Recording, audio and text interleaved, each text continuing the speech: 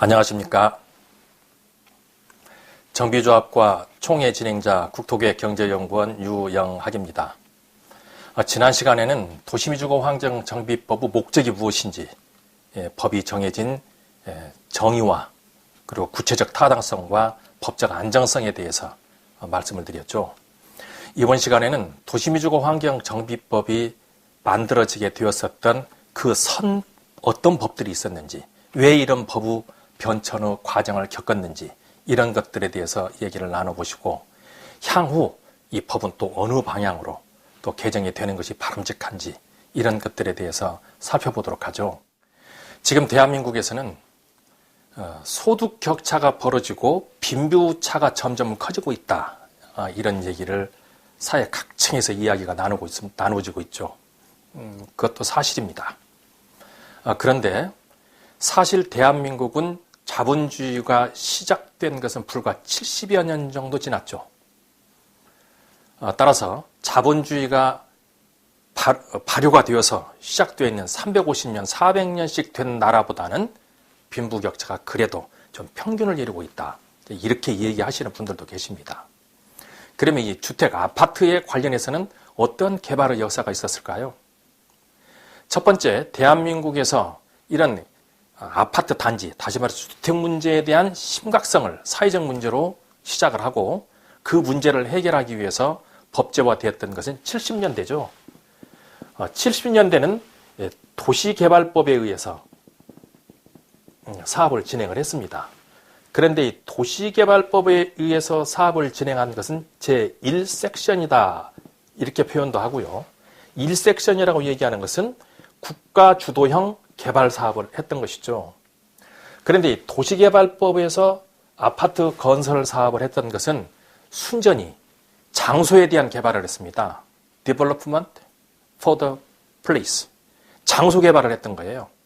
그래서 이때 당시만 해도 도시에서 개발해야 될 곳 그린벨트로 묶고 이송도시 만들고 이런 식으로 개발을 했었던 거죠. 그런데 이 도시개발법에 의해서 사업을 진행을 할 때는 국가 주도형으로 사업을 진행하다 보니 각종 민원이 발생이 됩니다. 그런데 이 민원이 발생이 되면 지금도 역시나 마찬가지죠. 조합원들이 조합 사무실에 가서 어쩔 때는 3층에 있는 조합 사무실 물건들이 계단으로 내려오는 것이 아니고 창문으로 다 내려가는 그런 조합들도 있습니다. 그때도 마찬가지였죠.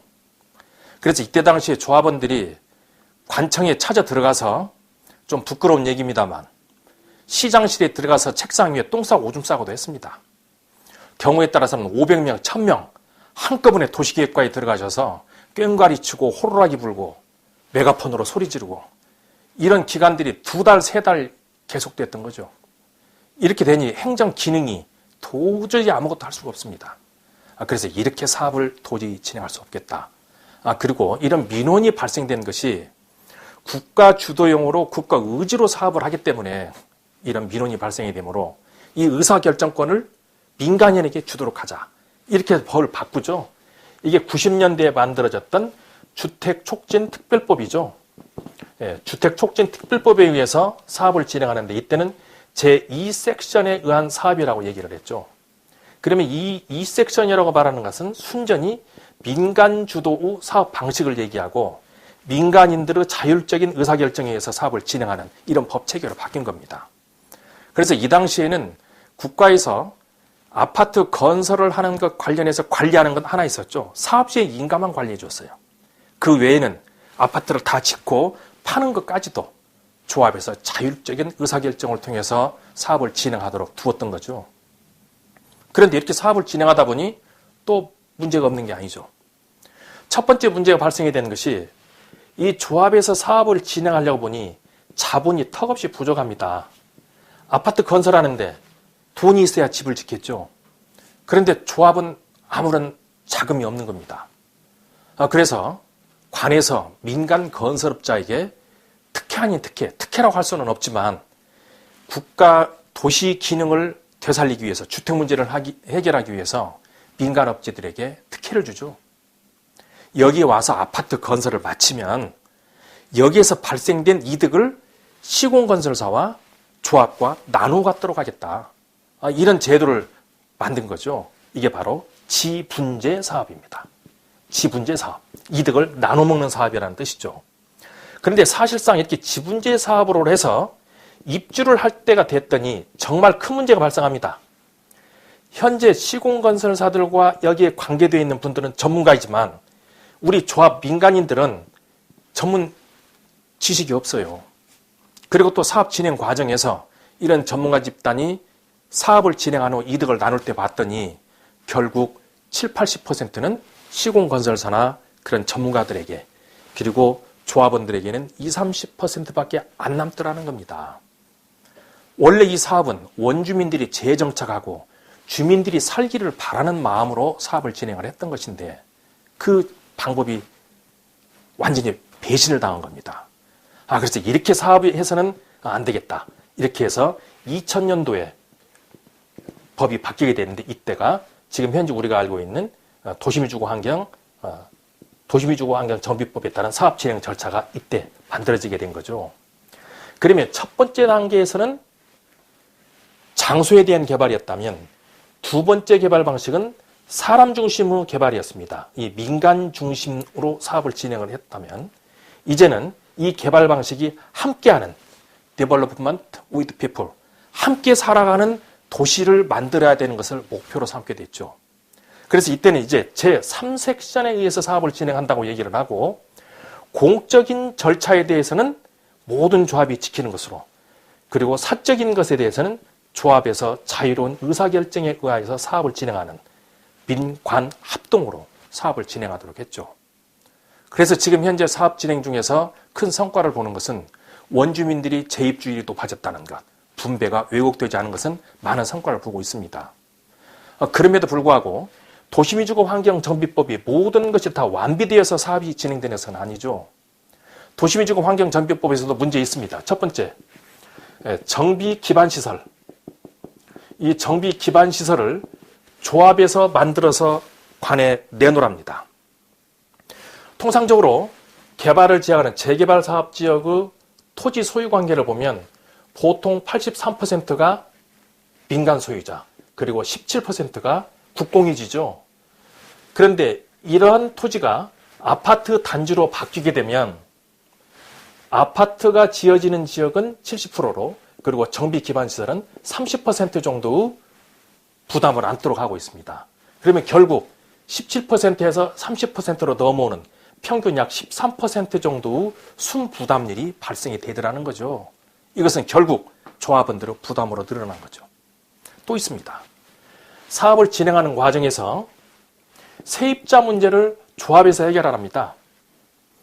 그런데 이 세입자 중에는 정말 세입자도 있지만 엉터리 세입자도 많습니다.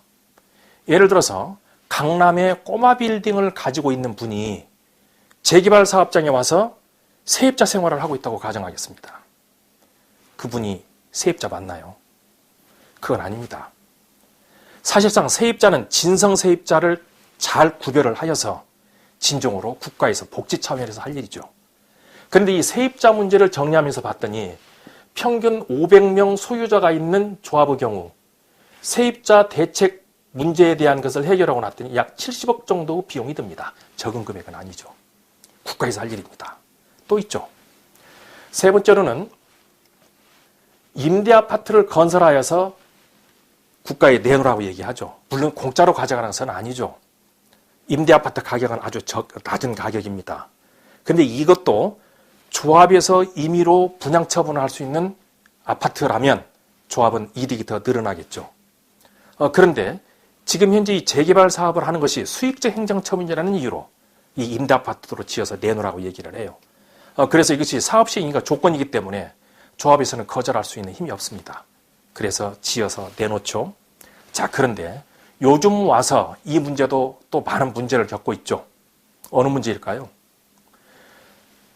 주택토지공사나 또는 지방공사나 지방자치단체에서 이 임대아파트를 원칙적으로는 사들이기로 되어 있는데 집을 다 짓고 입주할 단계가 되어서 자, 이제 집이 다 지어졌으므로 우리 조합에 돈을 주시고 집은 가져가세요. 이렇게 통지를 하면 지방자치단체나 지방공사나 LH공사에서 뭐라고 얘기합니까? 우리가 지금 자금이 없으므로 임대사업을 조합에서 한번 해보시죠. 이건 옳지 않죠. 그래서 지금 현재 이 부분에 대해서는 관리처분총회를 통해서 좀 변화를 겪고 있는 이런 것도 현실입니다. 근데 어쨌건 도시미주공환경정비법에서도 이와 같은 문제를 안고 현재 사업을 진행을 하고 있습니다. 여러분이 보시다시피 이 세 가지 문제는 모두가 다 국가에서 해결할 일입니다. 지금 현재 국가에서는 수익적 행정처분이라는 이유로 해서 조합에게 많은 부담을 주고 있는데 중앙정부와 또 지방정부가 하루속히 재정 확보가 되고 서민들의 소박한 내 집 마련을 위해서 진행되는 정비조합에서 부담이 경감되기를 바랍니다. 자, 오늘은 도시민주공환경정비법이 탄생되었던 과정과 지금 현재 우리 법이 안고 있는 문제점에 대해서 이야기 나눠봤습니다. 오늘은 여기까지 마치겠습니다. 감사합니다.